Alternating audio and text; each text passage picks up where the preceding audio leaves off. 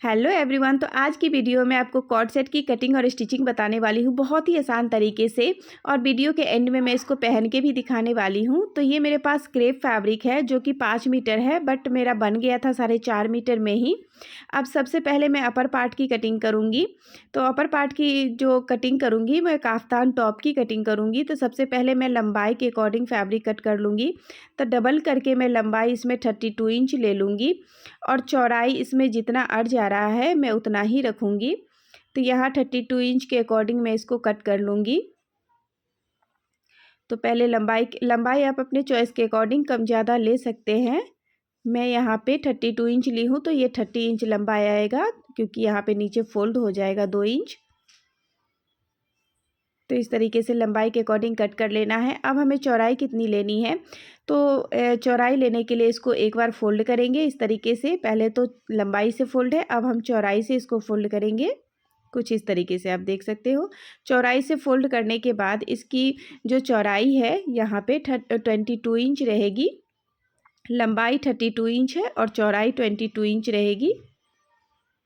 कुछ इस तरीके से सेट कर लेना है।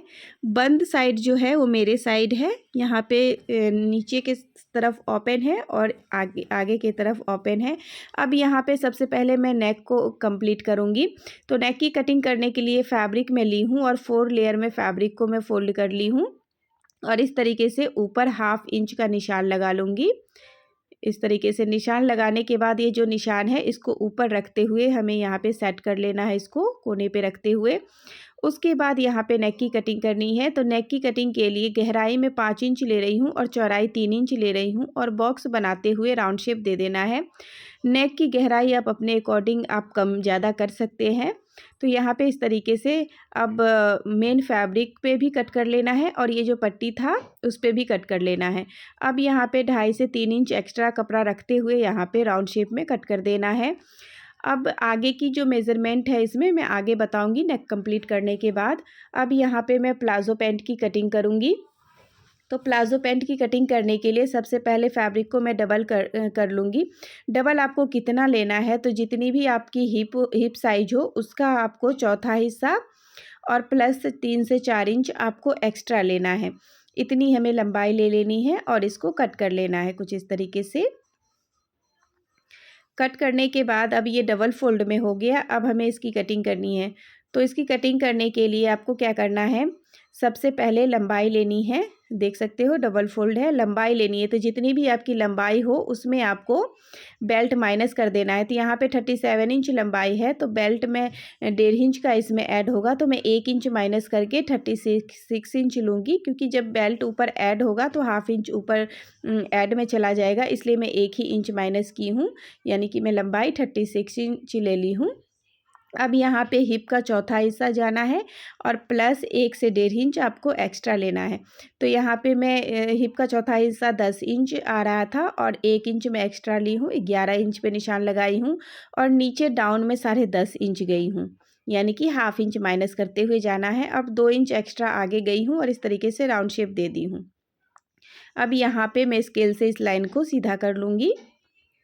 अब यहाँ पे नीचे बॉटम कितना लेना है, तो इसका सेंटर निकालना है कुछ इस तरीके से। सेंटर निकालने के बाद जितना भी आ रहा है यहाँ पे इस तरीके से सेंटर में निशान लगा लेना है। अब यहाँ पे सेंटर में निशान लगाने के लिए 7 इंच मैं उस तरफ गई हूँ और 7 इंच मैं इस तरफ गई हूँ, यानी कि 7 14 इंच एक तरफ हो गया, 14 इंच एक तरफ हो गया, यानी कि 28 इंच पूरे राउंड में ये होगा। अब यहाँ पे नीचे जितना भी बॉटम आप फोल्ड करोगे उस हिसाब से आपको निशान लगा लेना है। मैं 3 इंच पे निशान लगा रही हूँ, क्योंकि मैं नीचे चौड़ा बॉटम फोल्ड करूँगी और शेपर की हेल्प से इस तरीके से शेप दे देना है कुछ इस तरीके से। शेप देने के बाद इसको कट कर देना है।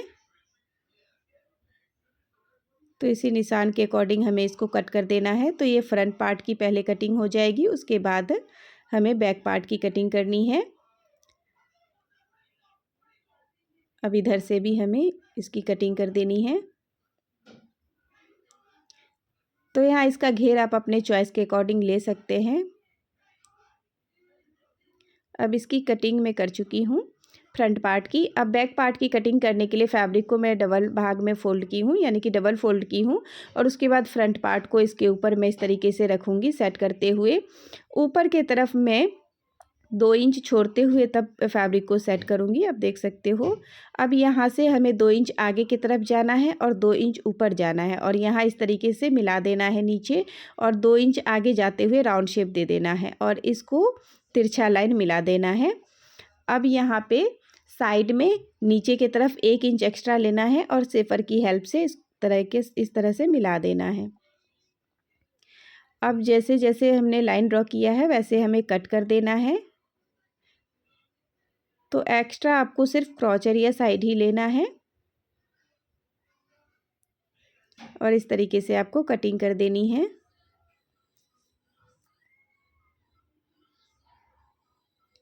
इस तरीके से रखते हुए कटिंग कर देनी है। आप देख सकते हो ये कटिंग हो गया फ्रंट बैक दोनों। अब यहाँ पे मैं बेल्ट की कटिंग करूँगी, तो बेल्ट जितना भी आपका कमर साइज आ रहा उसमें उतना ले लेना है, और चौड़ाई में मैं इसमें 4.5 इंच ली हूँ और इस तरीके से मैं बेल्ट की कटिंग कर ली हूँ। अब यहाँ मैं पॉकेट की कटिंग कर रही हूँ, तो पॉकेट की कटिंग करने के लिए मैं यहाँ पे लंबाई 13 से 14 इंच आपको ले लेना है। मैं 13.5 इंच ले रही हूँ और यहाँ से 7 इंच इस तरीके से गई हूँ, और यहाँ ऊपर से 5 इंच पे निशान लगाई हूँ 5 इंच पे, और इस तरीके से तिरछी लाइन करते हुए नीचे राउंड शेप दे देना है और इसको कट कर देना है। फैब्रिक को मैं डबल करके ली हूँ। ये पॉकेट भी कट हो चुका है। अब यहाँ पे पहले मैं काफ्तान की स्टिचिंग करूँगी। तो काफ्तान की स्टिचिंग करने के लिए सबसे पहले हमें नेक को कंप्लीट करना है। तो काफ़ी फिसलन था ये फैब्रिक में। नेक कंप्लीट करने के लिए ये जो यहाँ पे नेक ओपन है इसको हमें जॉइंट लगा देना है और पूरे राउंड में कर लेना है। इसीलिए हमने यहाँ पे 1/2 इंच एक्स्ट्रा फैब्रिक लिया था। अब ये दोनों साइड स्टिच हो चुका है। अब यहाँ पे अब दोनों साइड जो शोल्डर है वहाँ पे मैं कट लगा दूँगी इस तरीके से।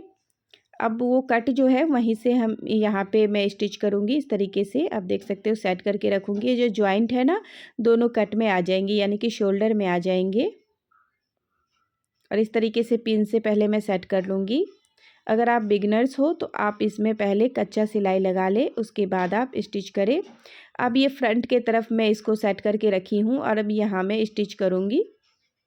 तो पूरे राउंड में आपको स्टिच कर देना है।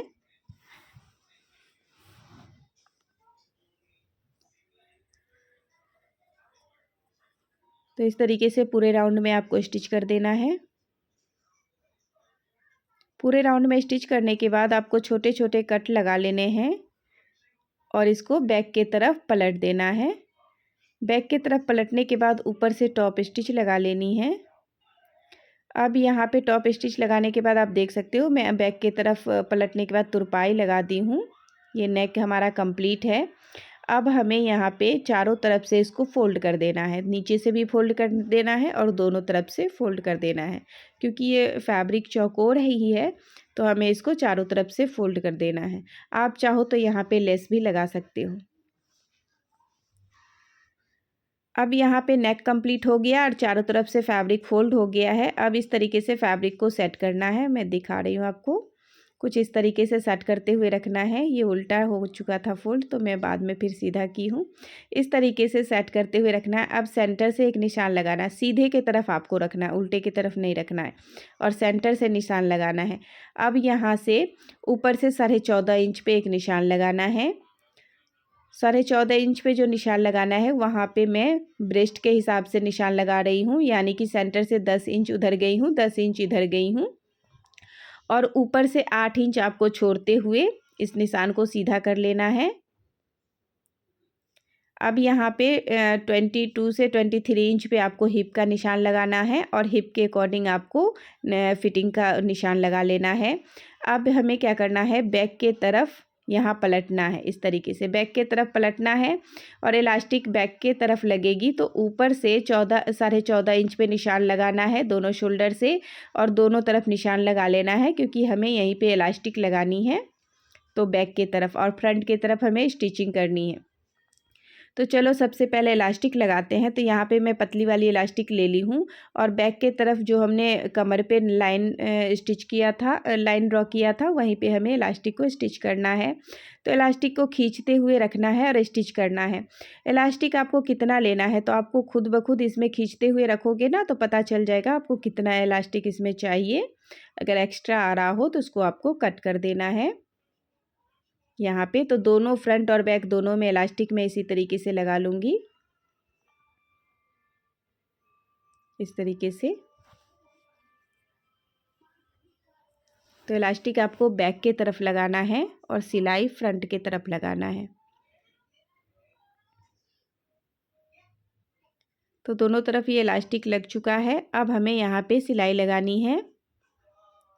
तो फैब्रिक को इस तरीके से सेट करना है। यहाँ पे सेट करने के बाद अब यहाँ पे इसमें बाजू डालने के लिए मैं 8 इंच ऊपर छोड़ते हुए यहाँ पे सिलाई लगा लूँगी, जो भी हमारा फिटिंग का निशान हो उसके अकॉर्डिंग। दोनों साइड से इसी तरीके से स्टिच कर लेना है। उसके बाद ये काफ्तान बन के रेडी हो जाएगा। बहुत ही सिंपल है।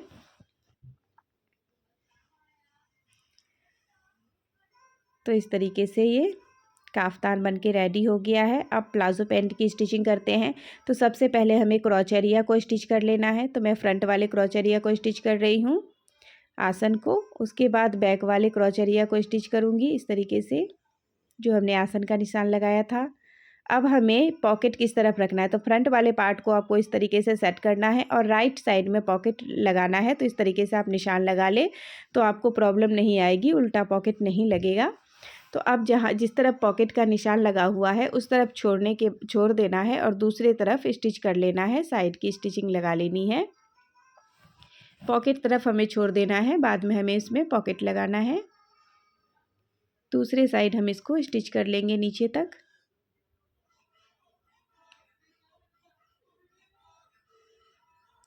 इस तरीके से। अब ये स्टिच हो चुका है। अब हमें इस तरफ पॉकेट लगाना है। तो यहाँ पे ऊपर से 2 इंच मैं निशान लगा दूँगी, उसके बाद 5.5 इंच पे एक निशान लगाऊंगी और यहाँ पे 1.25 इंच पे इस तरीके से चौकोर निशान लगा दूँगी। अब ये चीज़ ना आपको फ्रंट पल्ले पे रखना है और फ्रंट साइड रखना है। अब यहाँ पे पॉकेट इसके ऊपर रखना है और उसी निशान के अकॉर्डिंग पॉकेट पे भी निशान लगा लेना है। अब फ्रंट साइड पे ही पॉकेट रखना है और इस तरीके से स्टिच करना है। तो फ्रंट पल्ले पे फ्रंट साइड पे पॉकेट को भी फ्रंट साइड से ही रखना है और यहाँ पे सीधे स्टिच लगा लेनी है। जो हमने यहाँ पे बॉक्स रेडी किया था उसी पे हमें स्टिच लगा लेनी है। स्टिच लगाने के बाद यहाँ पे कॉर्नर जो है उसको कट कर देना है। दोनों कॉर्नर में कट लगा देने हैं। कट लगाने के बाद ये जो हमारा पॉकेट है इसको फोल्ड करना है और सिर्फ पॉकेट पे नीचे के तरफ स्टिच लगाते हुए आना है और ऊपर तक लगाना है। जहाँ पे हमने कट लगाया था वहाँ तक हमें ये स्टिच लगाते हुए आना है। अब इसको पलट देना है बैक की तरफ। पलटने के बाद यहाँ पे पॉकेट को सेट करना है और ऊपर जो इसके साथ ऊपर वाला पल्ला है इसके साथ हमें पॉकेट को ऊपर स्टिच कर देना है ताकि एक पॉकेट अटैच हो सके यहाँ पे।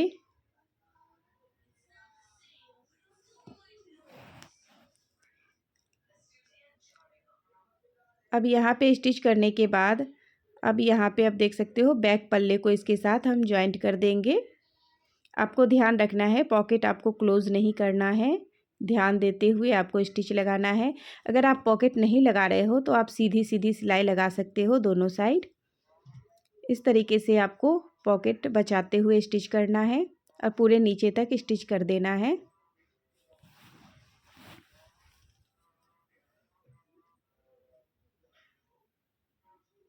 इस तरीके से नीचे तक सिलाई लगा देनी है। अब यहाँ पे क्रॉच एरिया साइड भी सिलाई लगा देनी है। दोनों साइड सिलाई हो चुका है। अब यहाँ पे आसन के साइड जो है वहाँ भी हमें सिलाई लगा देनी है। अगर आप बिगनर्स हो तो पहले आप बॉटम फोल्ड कर लो, उसके बाद आप आसन की तरफ सिलाई लगाओ। राउंड बॉटम फोल्ड करने में प्रॉब्लम आती है बिगनर्स को।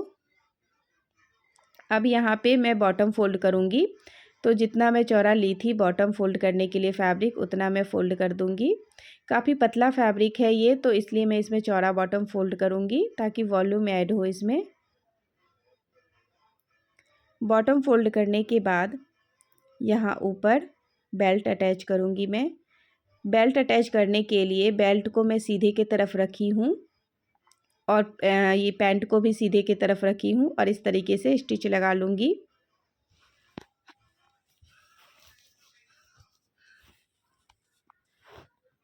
स्टिच लगाने के बाद लास्ट में हमें यहाँ दोनों पट्टी को अटैच कर देना है और एक्स्ट्रा फैब्रिक जो भी है उसको कट कर देना है, तो ये राउंड में हो जाएगा। अब यहाँ जो हल्का सा ओपन है इसको क्लोज़ कर लेना है सिल के। अब इस बेल्ट को ऊपर की तरफ फोल्ड करते हुए इसके ऊपर रखना है इस तरीके से और इसी सिलाई पे हमें दोबारा सिलाई लगा देनी है, फोल्ड करते हुए रखना है और पूरे राउंड में स्टिच कर देना है। तो यहाँ पे मैं बता दूँ आपको, पूरे राउंड में मैं इलास्टिक लगा रही हूँ ताकि काफ़ी कंफर्टेबल रहता है अगर पूरे राउंड में इलास्टिक रहता है तो। अब यहाँ पे थोड़ा ओपन छोड़ देना है। अब यहाँ पे मैं इलास्टिक डाल रही हूँ, तो इलास्टिक जितना भी आपका कमर हो उससे आपको 2 इंच कम, 2 से 3 इंच कम लेना है इलास्टिक और सेफ्टी पिन के हेल्प से इलास्टिक डाल देना है और दोनों लास्ट में इलास्टिक को अटैच कर देना है। उसके बाद यहाँ पे जो ओपन साइड है इसको क्लोज़ कर देना है सिलने के बाद। अब यहाँ पे इलास्टिक को खींचते हुए दोनों तरफ से फैब्रिक को खींचना है और बीच में सिलाई लगा देनी है इस तरीके से। तो दोनों तरफ से आपको खींचते हुए सिलाई लगानी है। सिलाई लगाने के बाद ये ड्रेस बन के रेडी है। आप देख सकते हो कैसा लगा आपको। अगर अच्छा लगा तो लाइक शेयर ज़रूर कीजिएगा। ऐसे और वीडियो देखना चाहते हैं तो चैनल पे सब्सक्राइब भी कर लीजिएगा। Thank you for watching. Bye.